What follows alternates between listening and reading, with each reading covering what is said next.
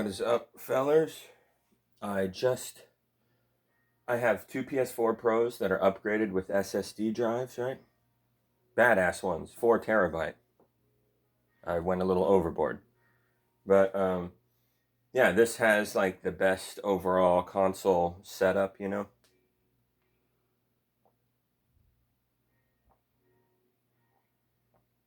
This is really overkill that I did. Also, I could keep my unpatched Elden Ring character as OP as possible. Yeah, it was kind of not worth it. And something about that second PS4 I got, I thought it was the same model as the one I originally got, but it must be a little different because it sounds different when you run them.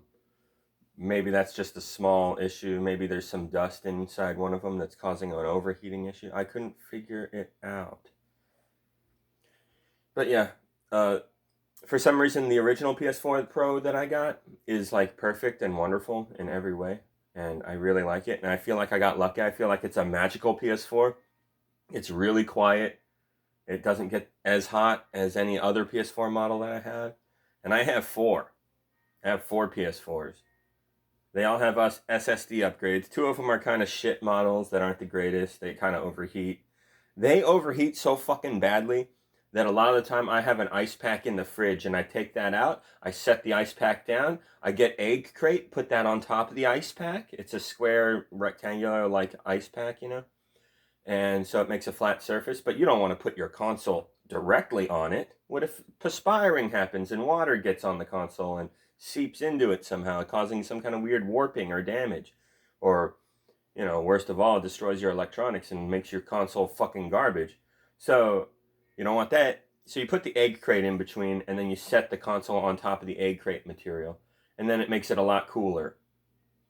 And that'll hold you over for a few hours. So, yeah, that's what I do in that situation.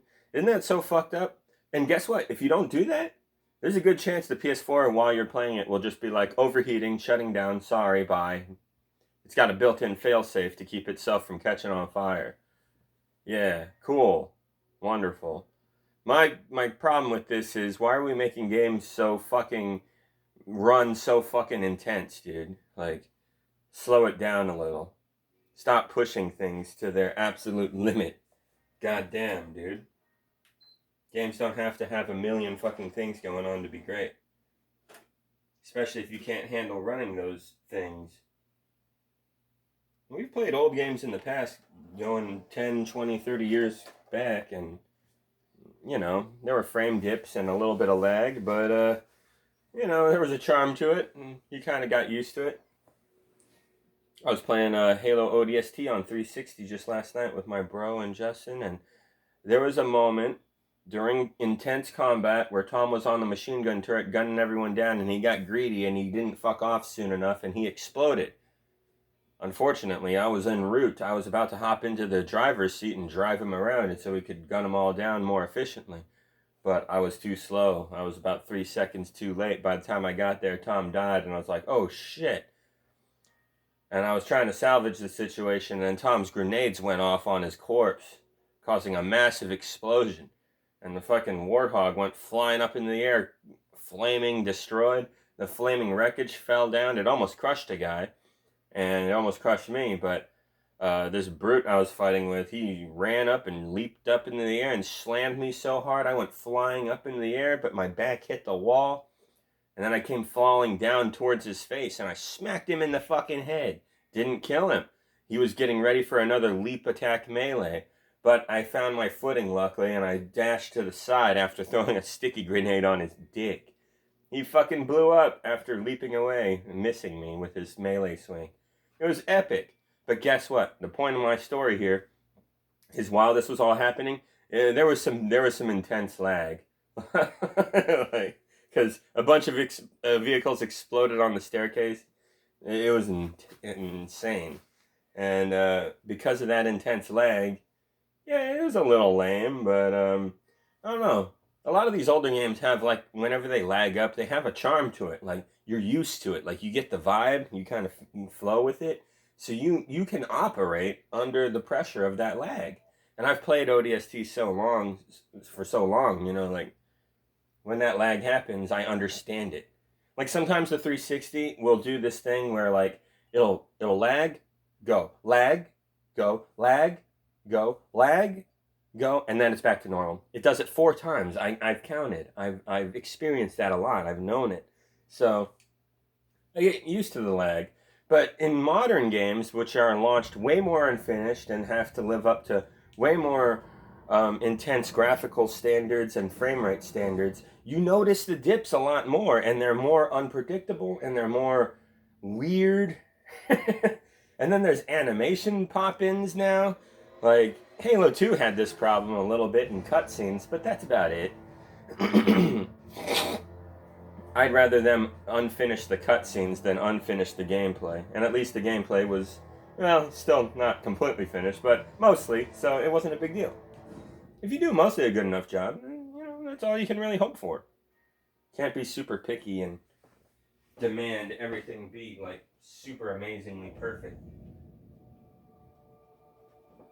Like, some people are real picky about their games. I'm pretty picky, but some people are real picky. Like, they won't even give new games a chance. They're so picky. They play for just a minute or two, and they're like, yeah, I'm not feeling it. And they're done, Just, ugh.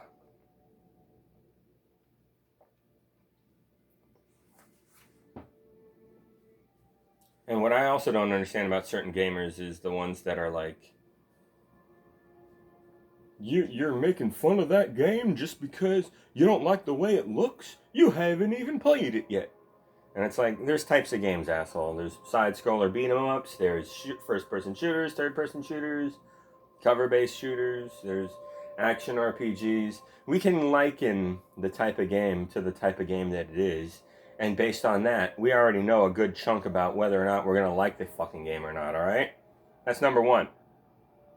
Like, I don't really care for sports games very much. You'll hardly ever see me enjoying that kind of shit. So, probably not gonna be a fan of whatever sports game you're trying to fucking sell me on, dude. Like, there's things you can infer without fucking playing, man.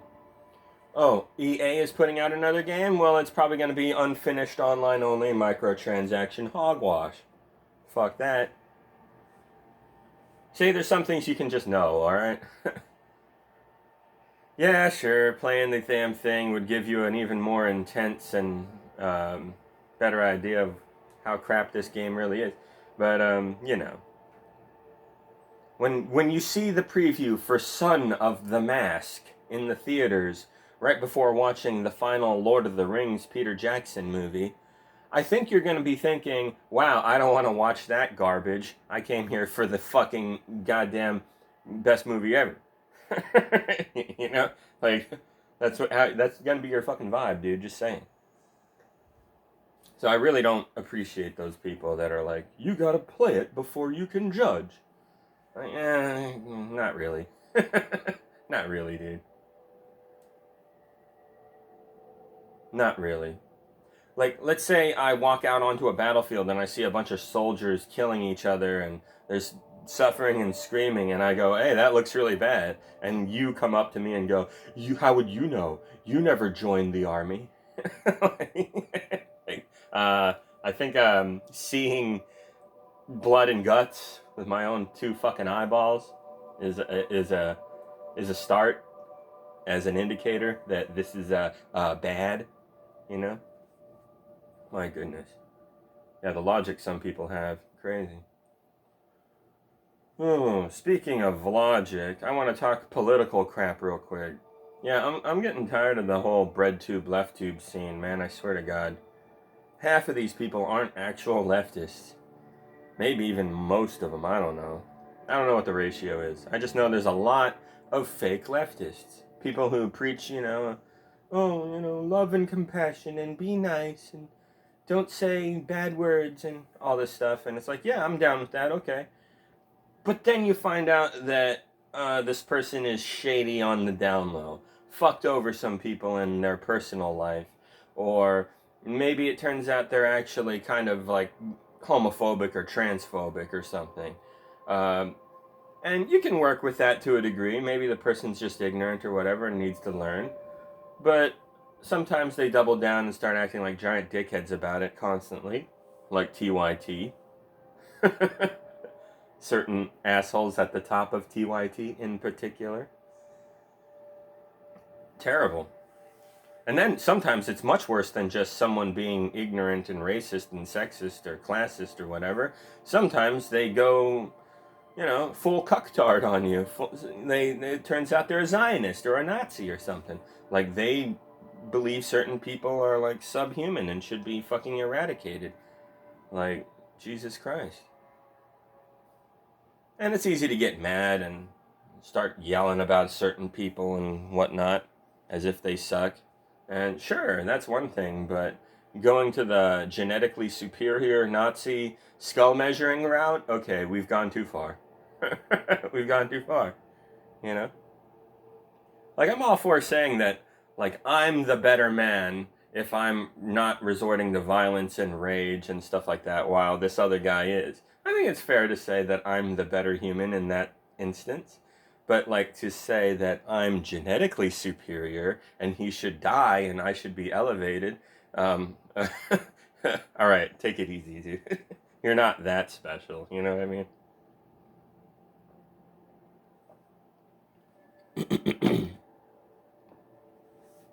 You don't want to take things too far. But anyway, fellers, what am I talking about? I'm in a good mood. I got sleep finally. I've been busy as shit. I've been doing some crazy guitar shit. Oh my god, I'm so happy. I'm building a Telecaster 62 Avery for my bro. He always really dug that line of Fender guitars and stuff. And he always wanted a double binding Tele, one of the old school models. And yeah, 62. That's a real winner.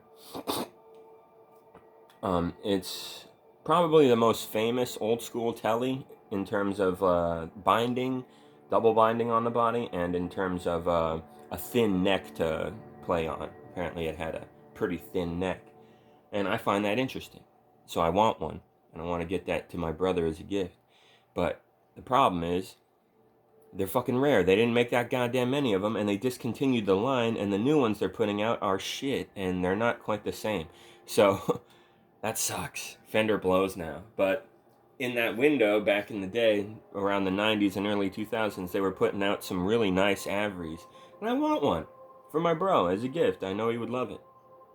He's super into the vintage period piece accurate crap. I'm either way. I play all kinds of stuff. I'm not very picky.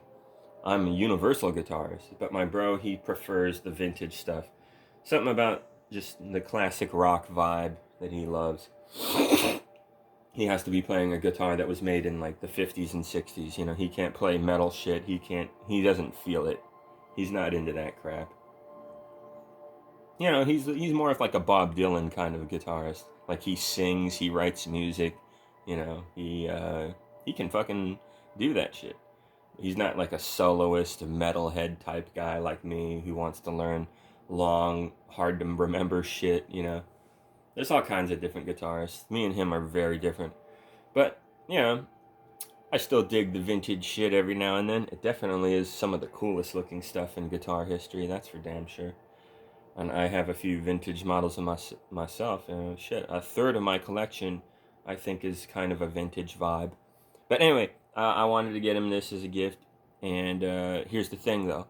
They're rare as fuck, so they're hard to find. You find a lot of them made out of Japan, and that's nice and everything, but I want the real deal, the Averys, you know, the Corona, California shit. But even the Japanese ones are pretty fucking expensive. They're almost $2,000. I've seen them around $1,600, like $2,000. It's a little high for me. I don't think a Fender should cost that much, personally. Especially because just a few years ago, my brother got a 62 Avery for like fucking $1,200, I think we paid. That's not bad. I think a guitar like that should be close to $1,000, and we paid a little over that. Not too bad. not too bad. So I thought that, and it's a great guitar. It is one of the best Strats actually, and that's saying something because a lot of guitarists are kind of snobs about fret wire, and a lot of the metalheads who claim to be the best guitarists in the world, they're kind of dicks, you know. And they argue that big fat frets are the only way to go. The vintage frets, they suck. And it's like, no, dude, you're missing the point completely. Like, those fat frets are great for your meddling neoclassical style playing. But this old school shit, it's meant for rhythm guitar mainly, and a few other things. And honestly, the stuff you're complaining about, it's kind of elitist and nitpicky, and you should just be reasonable and be like, no, that guitar is kind of for that, and this other guitar is kind of for this. You know what I mean? Like, that's just the truth. And no guitar is perfect. You can't have a guitar that like does it all. No, there's only so many shapes and sizes the guitar can be in at all times, all right? That's why you get multiple guitars. Modern ones and vintage style ones, whatever. And there's just sort of a feeling that you have when you're playing a type of guitar. You'll play a certain way depending on what guitar it is, the color it is, all this stuff factors into your creative process when you're messing around with it. So, don't be a guitar snob, don't be a guitar racist. Know that all guitars have their place. um, some guitars can have some, of course, like quality control issues, but there's always ways to fix shit. There's always ways to fix shit, especially in today's age, where we've learned a lot about guitar maintenance and whatnot.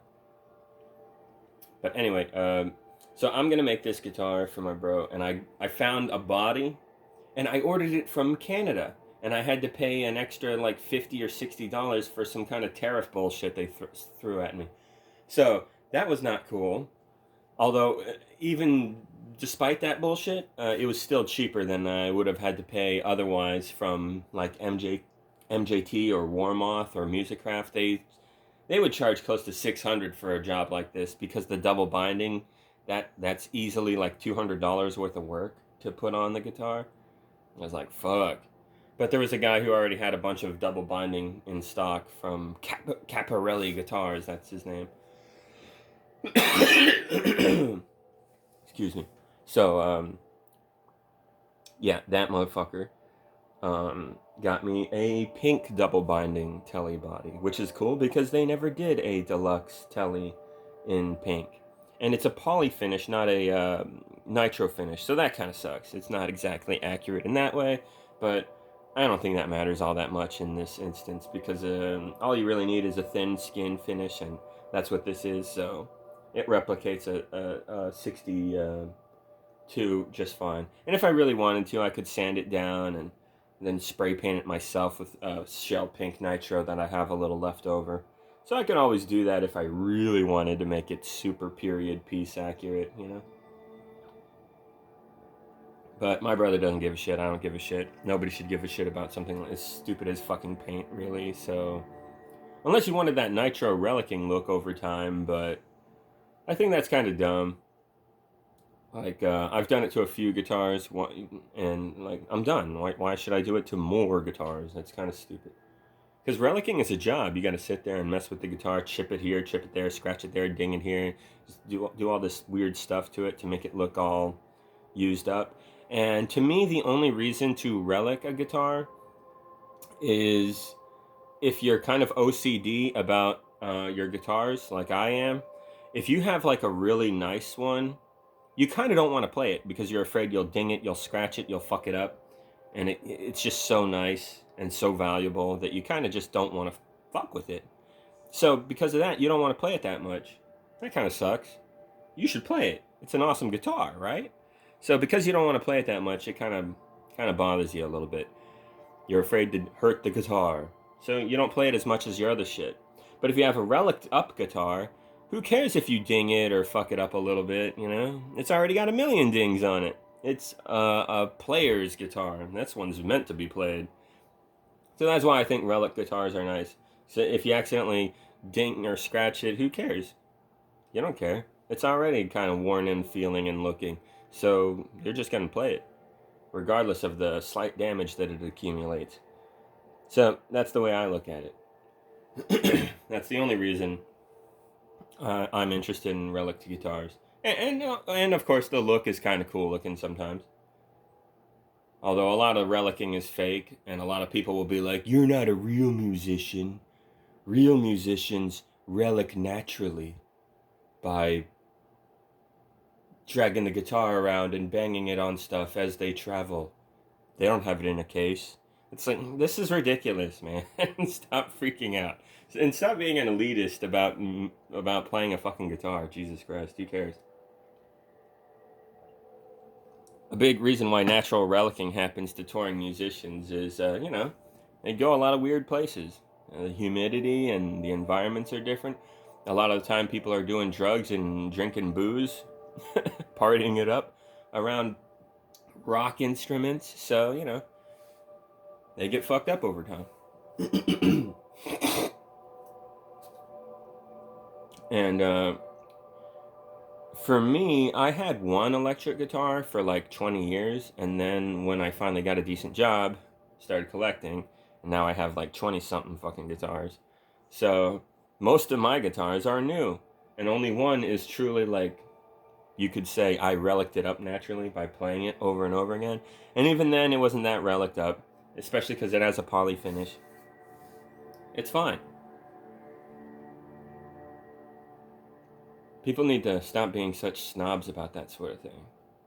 The only time I think you should act kind of snobby about it is, let's say somebody has an original Fender from 1960 and it's worth like tens of thousands of dollars. Like it's an original Brazilian rosewood fretboard and everything. Wow. Please don't relic that up. Please don't like start purposely chipping away at the wood. Like, please don't do that. That thing is a little too fancy and rare, and it should hold its value for what it is. It stood the test of time. It hasn't been that used up ever since. That is pretty impressive and amazing. Can we leave it alone?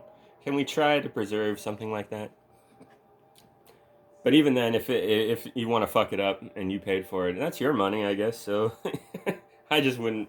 I don't agree with it personally, but it's not to the point where I would like fight you over it. I just think that's a little silly. Plus, you're ruining the value of it by a lot if you do something like that. If you got some no-name, nothing parts caster thing that you're doing whatever to, yeah, sure, that thing's always going to be worth like maybe 1,000 tops. But some of these rare originals and super rare custom shops and stuff, yeah, don't fuck them up. They're worth like close to 10 grand or more. If you fuck them up, makes people less interested in them, and it's harder to sell, and you'll probably have to sell it for less than what you would have otherwise. So I'm just saying, for financial reasonings, that's why you should do it that way when it comes to relicking.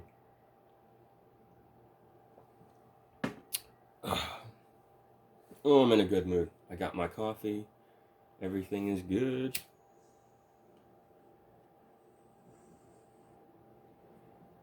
But yeah, it sucks though. Some lame things are happening. I got jury duty on Tuesday. That sucks. Hopefully they don't call my name. Hopefully they think I'm some criminal bastard who would be terrible as a juror, and they just let me go. That's what I'm hoping for. Because, dude, I'm way too fucking busy. I don't have time to fucking do this shit. Especially right now, you cocksucking motherfuckers. Yeah, Black Friday's coming up soon. Once that strikes, and the build up to it, oh my god. I'm busy as shit. I practically live at work. And you motherfuckers want to waste my time? Make me go to the damn courthouse? Giant inconvenience. Yeah, it's super lame that I even have to show up in person for this fucking thing. Why can't they just call me and be like, we need you, or we don't need you? But no, they're literally making me go down there so they can look me in the face and be like, are we gonna pick you and fuck your day up, fuck your week up, fuck your month up, and making you come back to this jury duty shit? Or are we just gonna say, nah, you can go? That's not how this system works. Isn't it kind of like, Nazi shit? Fucking crazy. This country sucks. We don't really have actual freedom. More freedom than a lot of countries, but still. That's rich coming from the country that invades and dominates over 80 other countries against their will.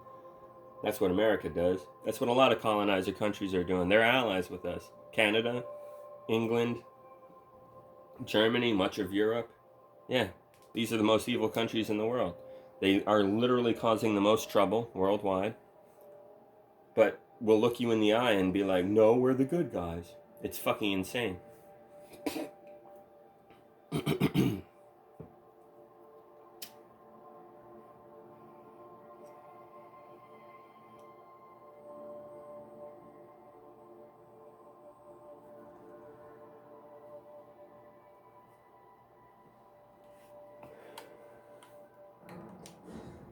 Alright, let's kill these motherfuckers. So I have this scum save that's put right here. And it subtracts, what's his name? Horn scent from the battle. So yeah, this is much easier.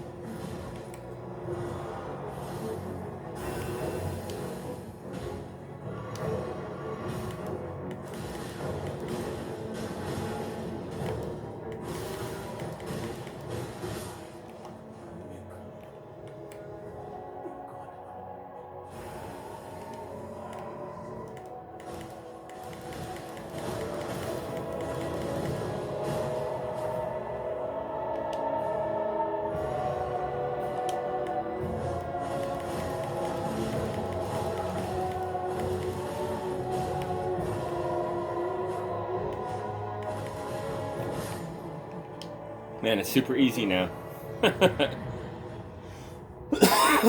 If you fight 4 of them or 5 of them, they rush you too hard sometimes, and you can get a little unlucky.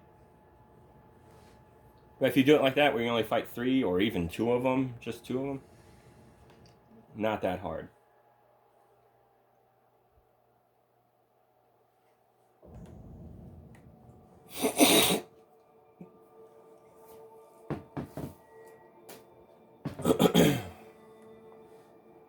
Oh, man.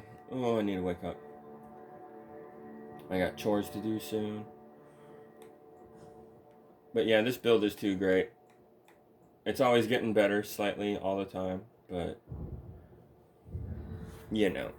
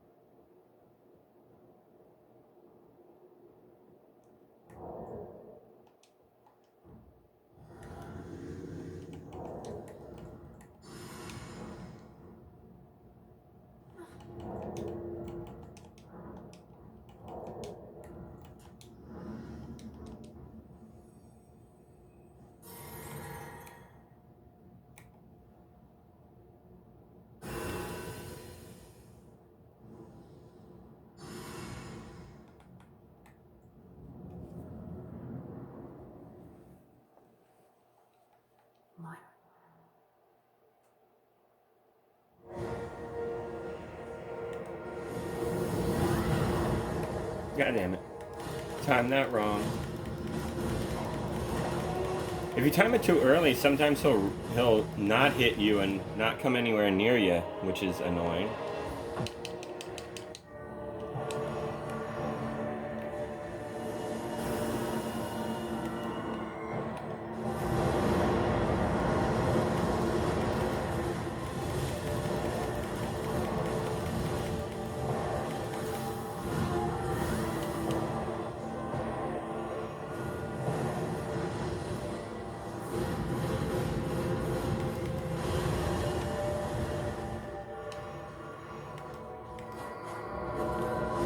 You motherfucker. Redan.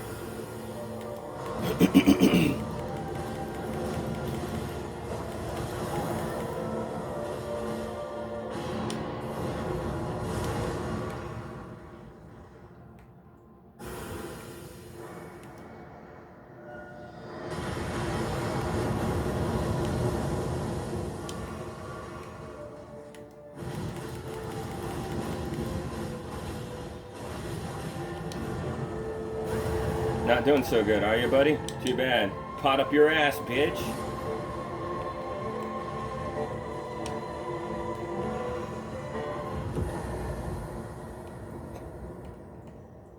Yep, this build is too damn good, man. I can comfortably beat everybody now without summoning or using cheap spammy shit.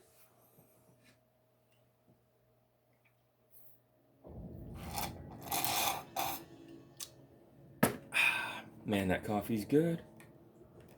Alright, what am I doing here?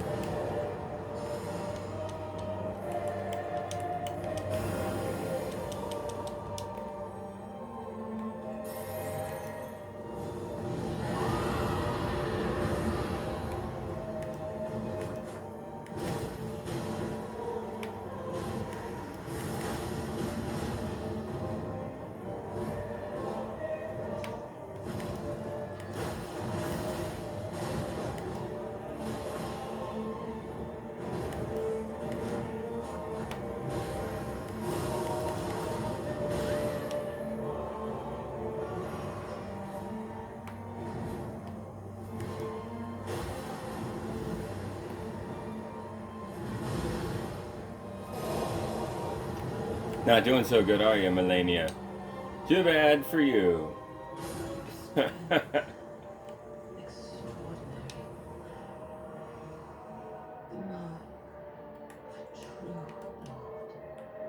Damn right.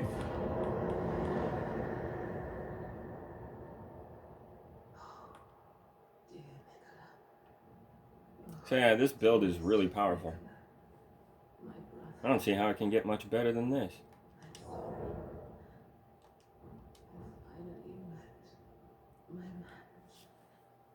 The build is like mostly defense oriented, but the buffs put it over the edge to make it a little more defensive and definitely more powerful.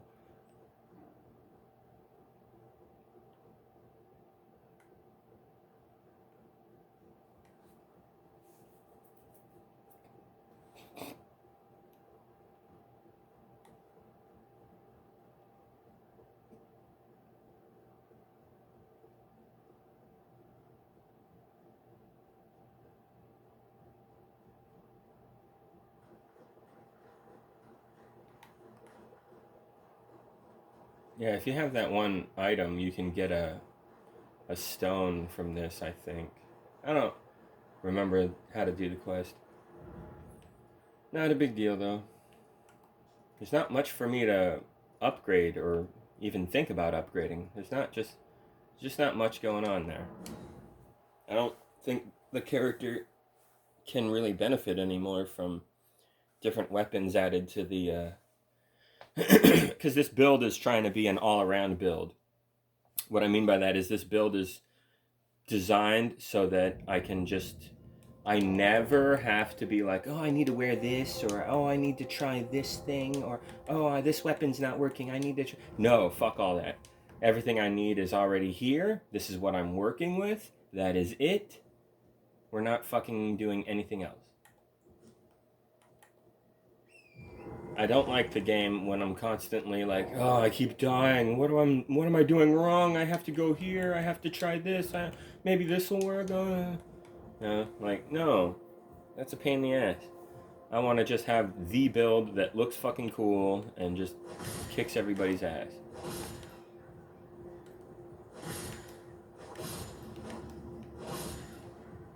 Just be an asshole who slaughters lambs.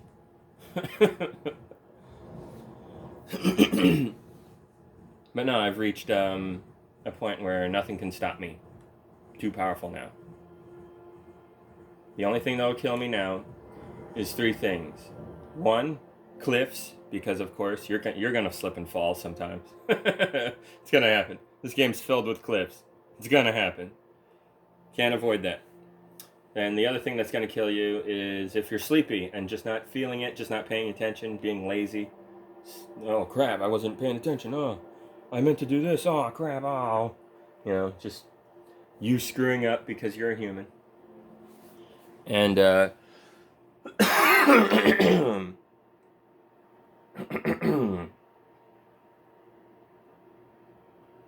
I gotta stretch.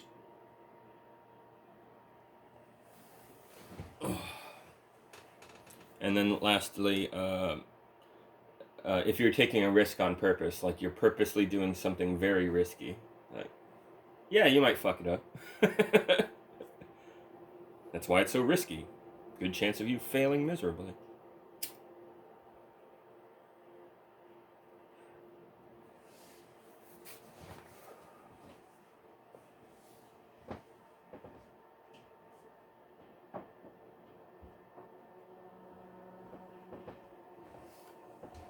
And sometimes when you're playing, you do that on purpose, you know, just to challenge yourself, just to see if you can create a cool clip where you almost died, but you didn't, you know, that kind of thing.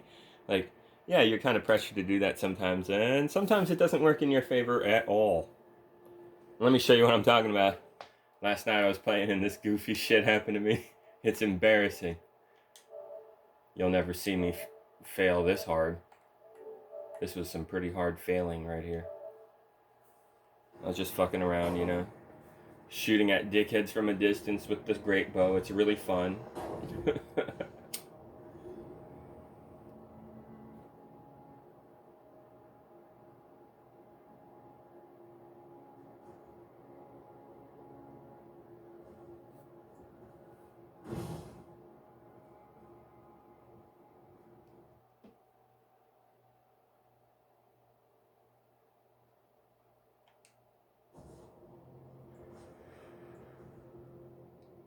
So I thought it'd be funny to shoot this guy off the cliff. He wouldn't do it, and watch what happens to me.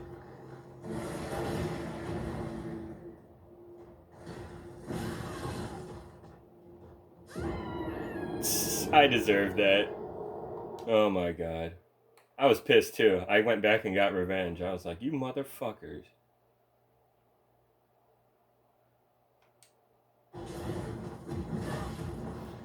And then these other two attacked me. It was getting pretty vicious. I was like, I'm trying to get revenge on those one assholes, not you guys. So I had to fight these motherfuckers.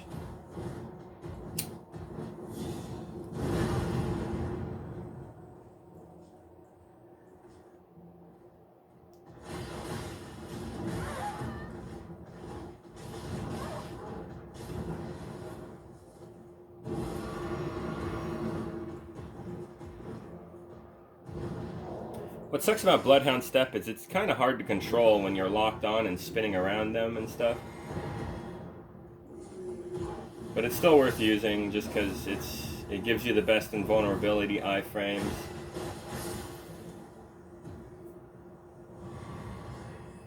There's some buffs that make it so if you get hurt, you take more damage, but you have a higher chance of dodging by a slight, not very noticeable amount.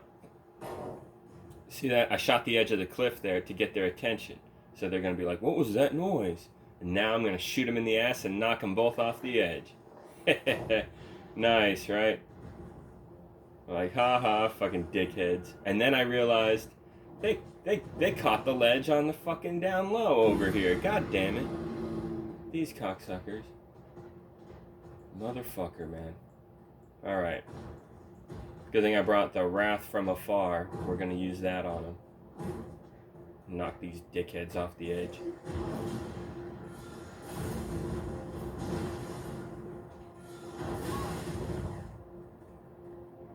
Fuck you, buddy. Man, he won't go off the edge. The same thing that happened last time is gonna happen. Oh, there we go. I got one.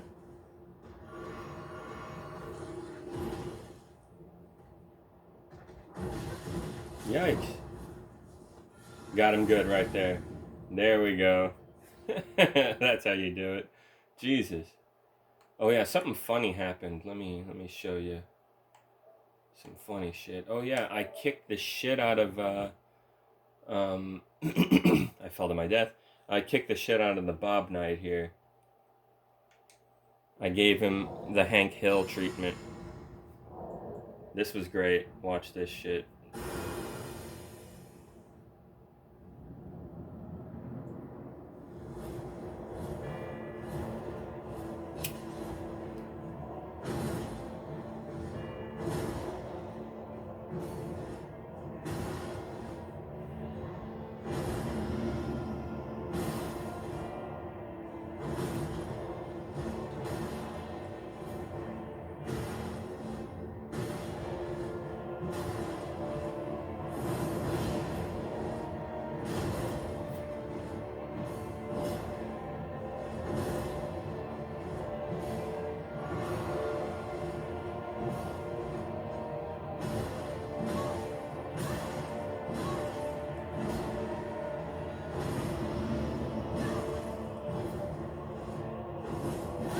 Ooh, good move on his part.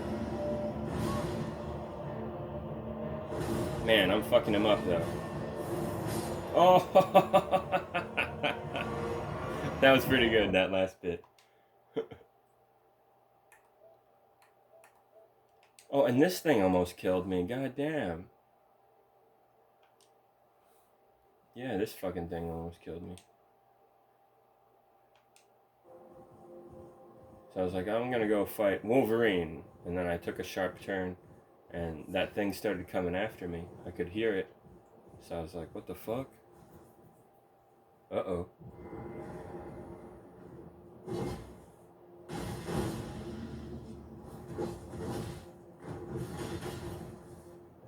Trying to use my kick, you know?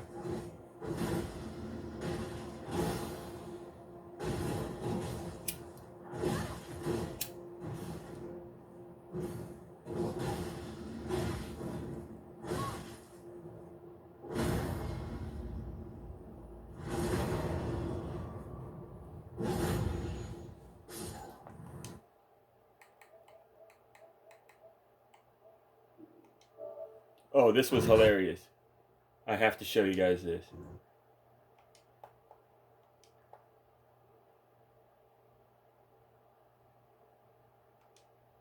Yeah, this was so funny. Okay.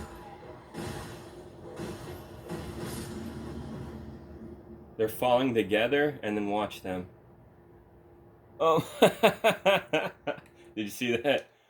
They're falling together, and then they hit a rock, and then they separate. Oh, man. Here it is one more time. Bonk. That was awful, right? Oh, man. Man and his best friend. So, let's fight the Bob Knight again, but let's slice him to pieces this time instead.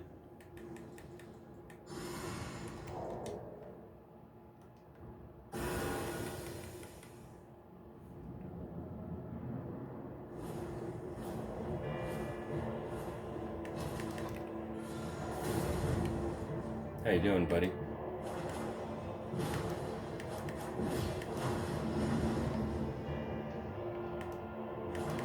Yeah, the only drawback of the double sword build is stamina really gets drained.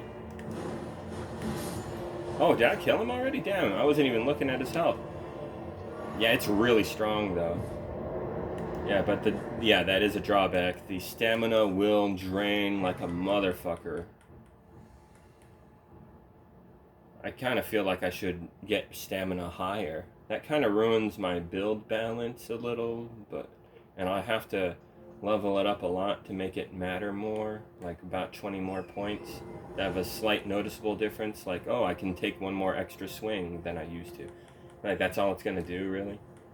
So, it'll kind of help, but, like, let's look. Yeah, see, I'm at 57 endurance. Like, it's not gonna get much better than that, man. And mind at 45, it's good enough. I like having it low so I can put more points into other shit, you know?